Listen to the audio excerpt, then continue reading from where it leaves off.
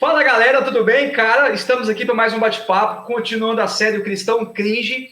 E hoje nós temos dois convidados especiais, a galera muito da hora. Com vocês aí, nosso brother Paulinho, mais conhecido como Paulinho Eterno Chacrinha. Fala galera, prazer estar aqui com vocês. Como o Lucas falou, eu sou o Paulo, sou um nativo aí da geração milênio, curto muito café, mas não sou cringe. Ah, que da hora! E aqui com a gente também tá o Nisvaldo, famoso Coronel. Tá contigo, Coronel. Então, galera, é bom estar com vocês aí. De repente, aí vocês podem me chamar aí de cringe, porque eu sou um jovem lá dos anos 80. Olha, eu não sou cringe. Você é que geração? Você é o quê? Não é millennials não, né, Paulinho? X. É boomer, né? Sei lá, acho que é boomer, né? Boomer. É porque tem essa guerrinha de gerações aí, né? Mas legal demais, gente. Muito bom ter vocês aqui. O Paulinho e o Nisvaldo são quartonistas aí, colegas de sala, formando esse ano comigo. E eu chamei esses caras aí. Paulinho foi pego de surpresa, mas Paulinho é fera. Então, bom demais aí pra gente estar junto aí. Vamos lá? Queria pedir para Paulinho, para a gente orar, para a gente bater um papo, responder as perguntas. Tem umas perguntas muito treta, muito B.O. Ainda bem que vocês estão aqui para isso, né? Vou lançar para vocês abrir. Vocês chamar o Coronel responde. Olha por nós aí, Paulinho. Bora lá. Senhor nosso Deus, Pai, nós te agradecemos por esse momento, por esse privilégio de podermos estar aqui reunidos para trocar um pouco mais de ideia, falar um pouco mais sobre a tua palavra e, de alguma forma, poder fazer diferença na vida desses adolescentes. Que tudo que fizermos aqui, Pai, seja tão somente para a tua honra, para a tua glória, e que teu nome seja exaltado. É o nome do teu Filho amado Jesus que nós oramos. Amém. Amém. Galera, é o seguinte, nós estamos aqui com a série do Cristão Cringe, e nosso primeiro bate-papo, a gente está falando sobre a vergonha do Evangelho. A gente vive uma fase de uma geração que olha para o Evangelho e fala assim, cara... É muito careta isso, tá ligado? É muito antigo, muito ultrapassado.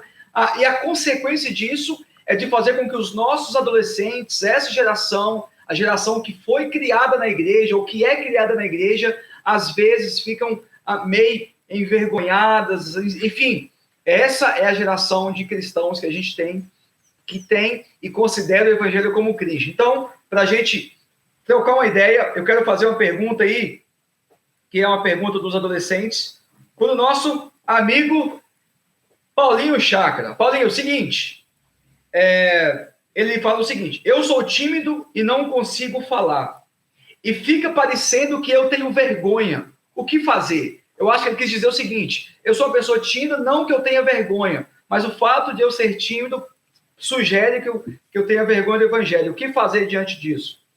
Cara, eu me identifico muito com essa pergunta, porque eu nasci praticamente num lar cristão, frequento a igreja desde os meus 10 anos de idade, e eu sempre tive essa dificuldade também, na minha pré-adolescência, na minha adolescência. Muitas vezes eu me escondia, não falava que eu era cristão, porque eu me sentia inadequado ali, não conseguia me expressar. E essa pergunta me remeteu a isso, e aí eu comecei a pensar aqui, o que eu fiz depois, quando eu comecei a entender mais o evangelho e qual que é a minha missão diante disso. Eu percebi que as minhas atitudes, à medida que eu mostrava um estilo de vida diferente, isso impactava positivamente a vida dos meus amigos. E aí eu não conseguia falar, mas a maneira como eu agia, a maneira como eu me portava diante dos meus amigos, causava perguntas neles. E aí essas perguntas...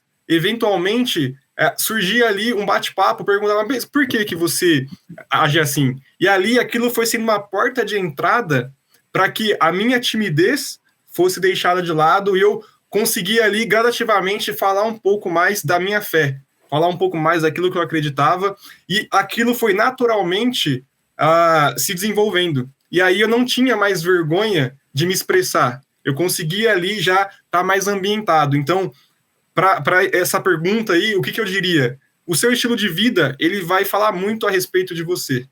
A maneira como você se porta. Se você é uma pessoa tímida, a sua atitude, ela vai poder abrir pontes para que você possa introduzir ali uma conversa sobre espiritualidade. Foi assim que eu consegui falar um pouco de Jesus para os amigos que eu tinha ali na minha época de pré-adolescente e adolescente.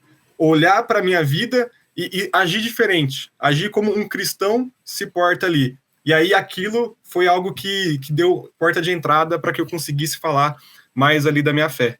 Muito top, mano, muito legal. Então, Paulinho, é um processo contínuo, né, cara? Algo que você vai se adequando, adaptando ao decorrer do tempo, né? Coronel, o que você acha, cara? Você acha que o fato de ele ser tímido pode ser um empecilho do evangelho ser pregado, ser vivido na vida dele?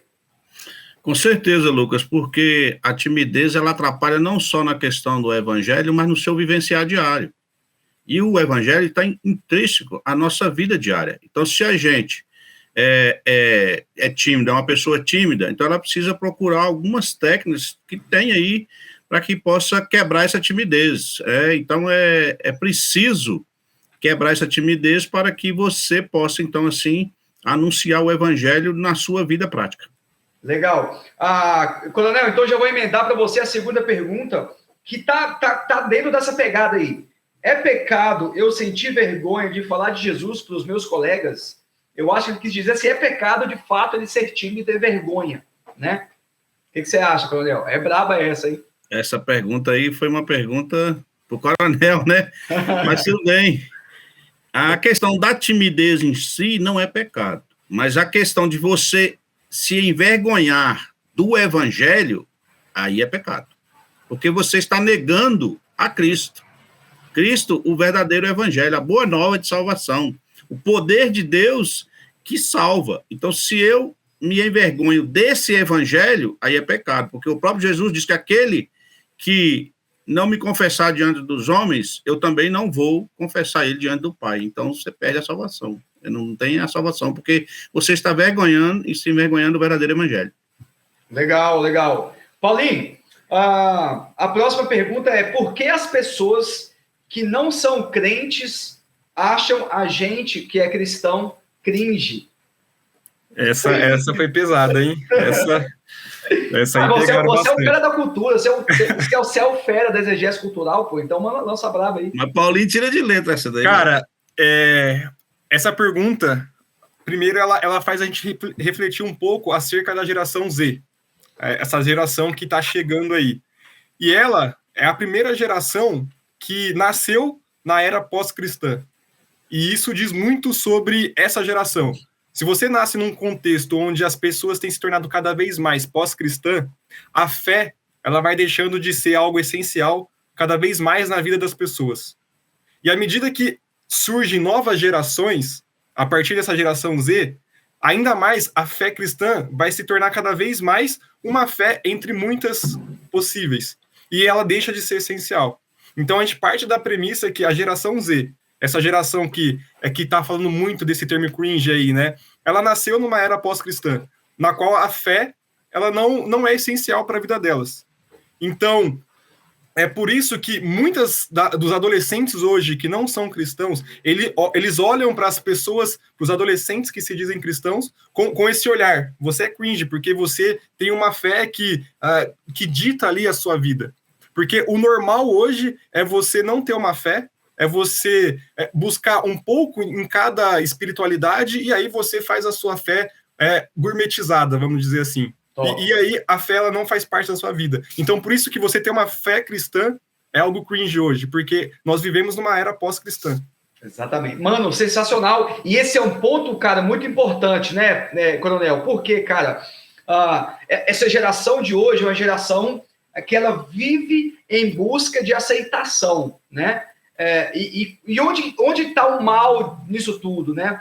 Porque quando essa geração ela não entende quem ela é, para onde ela vai, ela não entende a direção que ela deve caminhar, ela vai ficar, como diria lá em Minas Gerais, Oswaldo Sá, dando murro em ponta de faca, né? Tentando acertar e errando muito.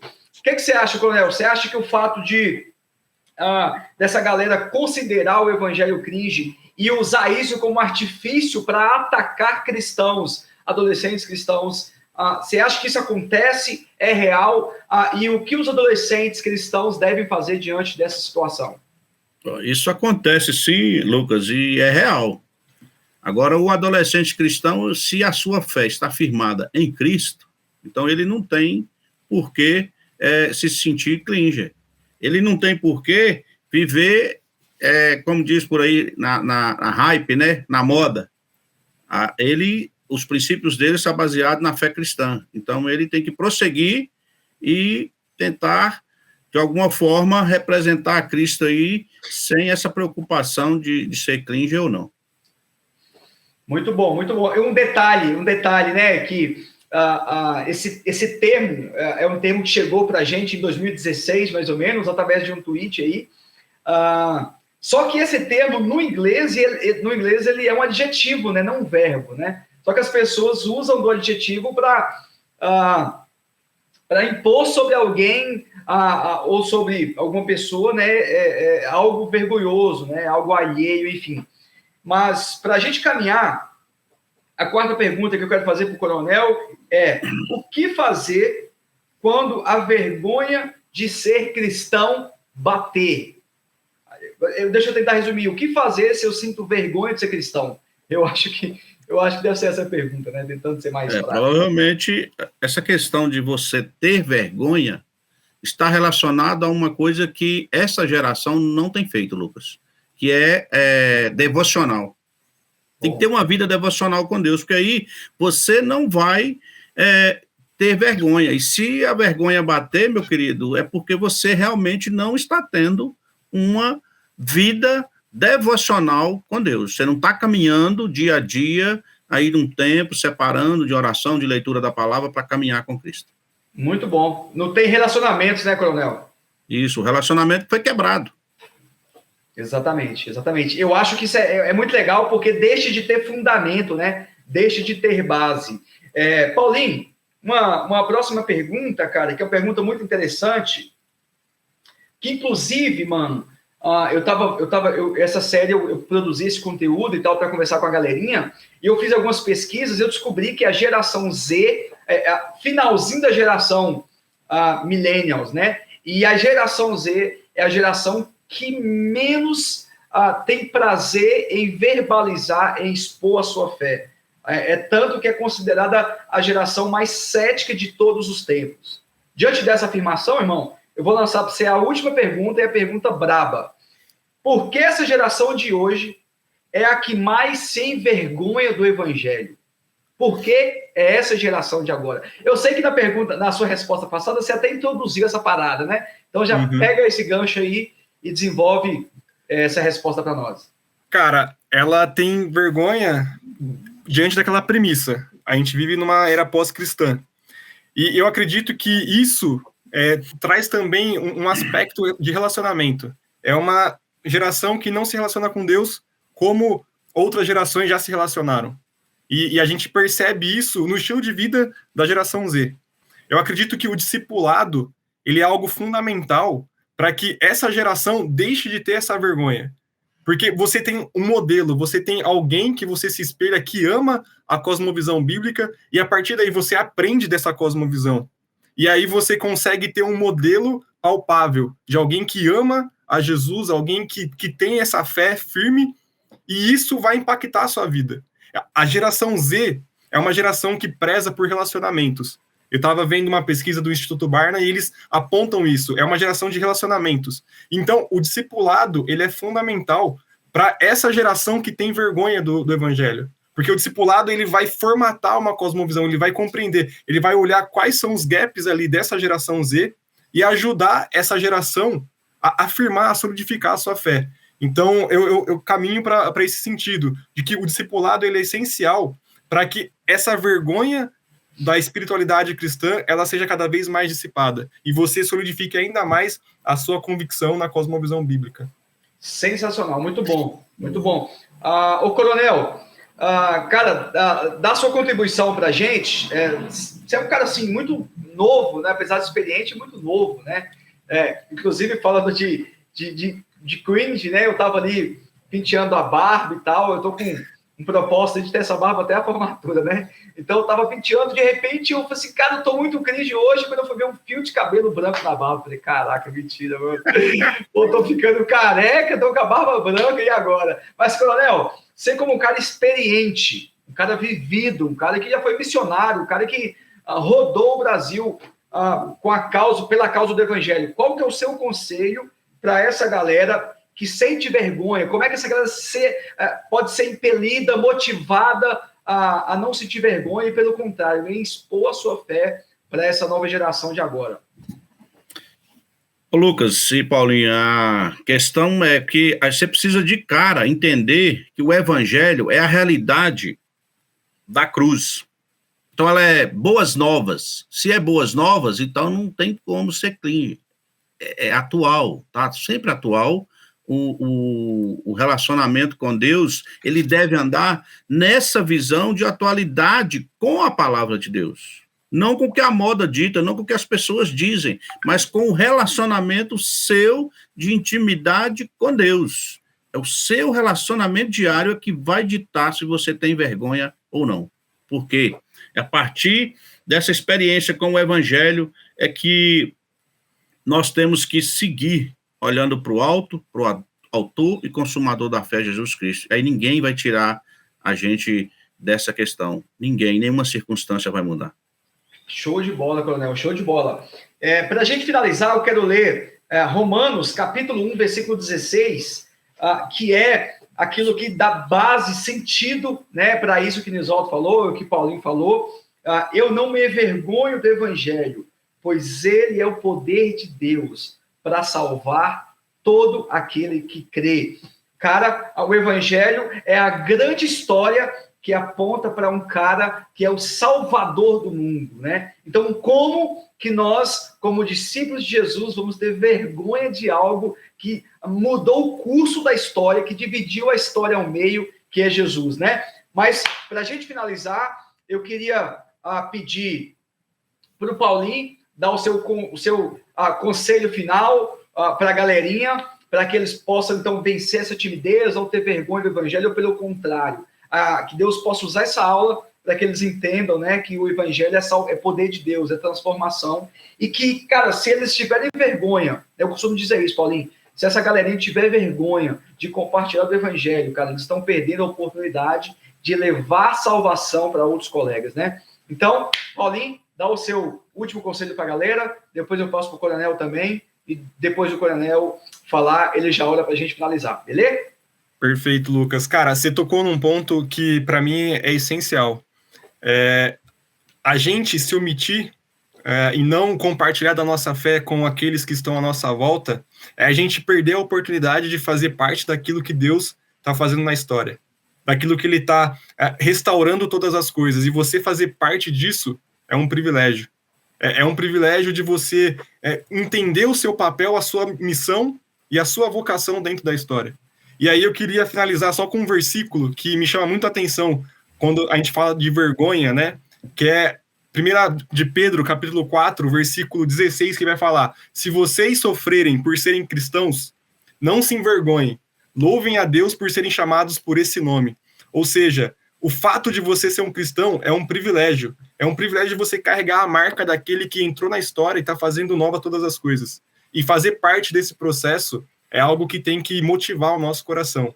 Então, você que se sente um pouco deslocado, cara, não sinta-se vergonha, porque ser cristão é um privilégio de fazer algo sensacional na história da redenção que Deus tem feito. Da hora, mano, da hora. Coronel, tá contigo, pai velho. Lança braba. Queridos, a coisa mais importante da nossa vida é esse evangelho. Porque o evangelho, ele é vida, ele é vivo, ele é presente, ele é passado, ele é futuro, ou seja, ele é a esperança. E como é que você vai se envergonhar de algo que é esperança? Esperança de quê? De salvação, de vida eterna com Deus. Que Deus abençoe a vida de cada um de vocês. E eu queria deixar também um versículo, está lá em 1 Coríntios 6:19. Acaso não sabeis que o vosso corpo é santuário do Espírito Santo, que está em vós, o qual tendes da parte de Deus e que não sois de vós mesmos, então vocês são templo do Espírito Santo, então não precisa e não deve se envergonhar do Evangelho.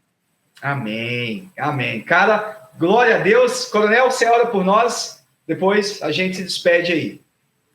Oremos então, vamos orar.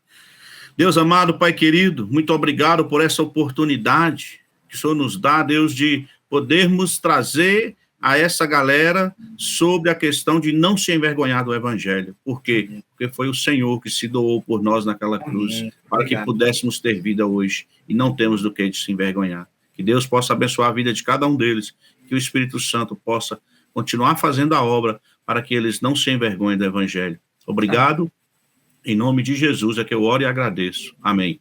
Amém. Amém. Valeu, Coronel, valeu, Paulinho, obrigado pela moral. Só uma observação, essa aula, ela vai estar no YouTube da Chácara Primavera, vai estar no podcast do Chácara Team também. Então, compartilha essa aula, cara. Deus falou com você, eu tenho certeza. Então, manda para os seus colegas, manda para os amigos, para os gatos, cachorros, manda para todo mundo, velho. Deus vai falar com muita gente também aí. Valeu, Paulinho, Coronel, obrigado.